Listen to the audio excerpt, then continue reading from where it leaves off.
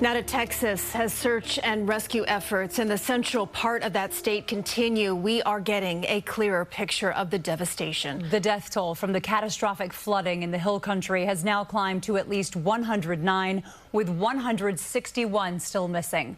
The Guadalupe River surged to the height of a two-story building early Friday morning, catching many off guard and prompting hundreds of water rescues.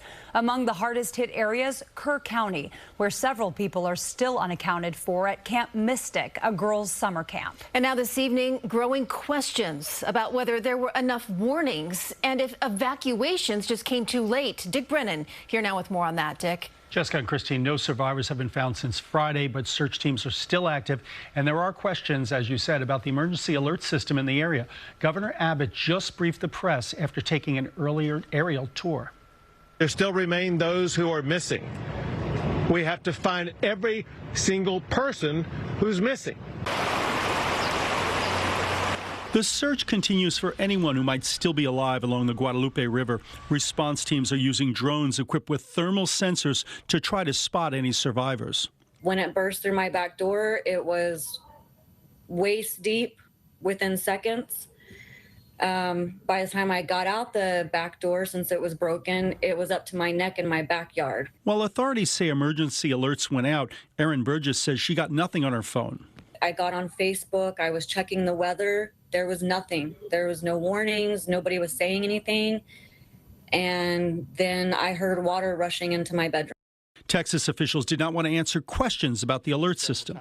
That is not my priority this time. There's three priorities. That's locating the people out there, identifying and notifying the next of kin. That is what I'm taking as my job as sheriff here to do. Brian Christenberry's search and rescue team has assisted in the recovery of 17 bodies. He keeps the families in mind while digging through mountains of debris along the Guadalupe.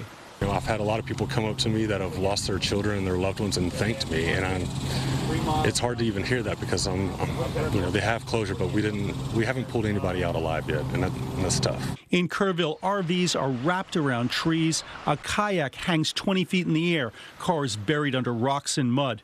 People swept away. Just here with me, I have 6 people missing that we don't know their whereabouts. That family of 5 that I'm praying that somebody going to rescue them down below. Across town, hundreds of family members waited anxiously to be reunited with the girls from Camp Waldemar. Rob Sell and his wife drove down from Fort Worth and were there when the buses arrived with their daughters. I had to wait a minute for them to hug their mom first. I'm kind of chopped liver, but ultimately when I did get the hugs, they were really sweet. Now, Governor Abbott just said minutes ago that he will address any issues in the systems down there, including the emergency alert system. Mayor Adams says after a request from Texas, New York is sending 2 members of a New York task force to assist, and he says they're ready to send more personnel or equipment and members of the NYPD or FDNY if they are needed in Texas. Jessica and Christine. Okay, Dick, thank you for that update. Many families down in Texas are still left wondering and searching desperately for their loved ones. Jason Allen joins us once again today, live from Kerr County, Texas. Jason, we just heard Dick say that they haven't found any survivors since Friday. Officials there can't really pinpoint how many people are still missing. Are you hearing anything about when they will have a better idea of who is still unaccounted for? You heard that big number from Dick, and that is a number that we've been pushing for the last few days. Just how many people are missing? The fact that we have something solid now is good, 161, but boy, that is a big number. I can tell you that one of the problems that they've had on putting this list together is they're still getting a lot of fake names that are submitted. They're getting scam calls that are coming into the hotline number that they have set up, and that's just for this county. That doesn't include this entire stretch of river, which goes 30, 40 miles, so we may not get a firm number on that still for some time.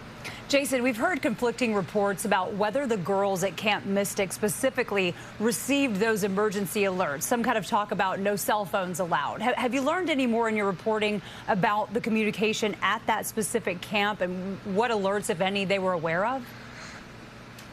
At that specific camp, no, but I can tell you that what we're hearing from everybody that we talked to along the way is we're not finding anybody that was getting alerts at that time of the morning that was telling them that there was a flash flood warning and they needed to evacuate to higher ground. I talked to a couple women today at an RV park who said usually when there is a warning of that kind, they get it. It comes across as an emergency alert on their phone. That's how they know to let everybody in the park know that they need to move. This time, that alert never came, so they weren't able to alert anybody. They didn't know anything was wrong until the fire department came by with a bullhorn letting them know the river was coming up.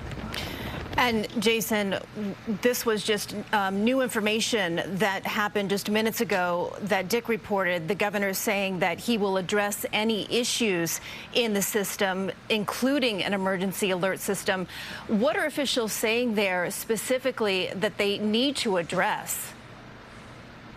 They need to address potential holes that led to this. Now, this is something that has been debated for years and years and years. And even if you go back the last 6 or 7 years, although there is a history of flash floods here and deadly flash floods, 6 or 7 years ago, they looked at adding an alert system and they didn't want to. They were happy with the system that they had. Sometimes that involves just people calling downriver, hey, the water's coming up, you better get ready for it. The next person, hey, the water's coming up here, you better get ready for it. They saw sirens as being potentially more of an annoyance than something that would be helpful to the people who had lived here.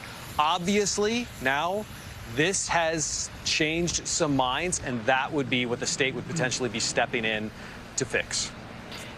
Jason Allen reporting from Kerr County, Texas. Jason, thank you.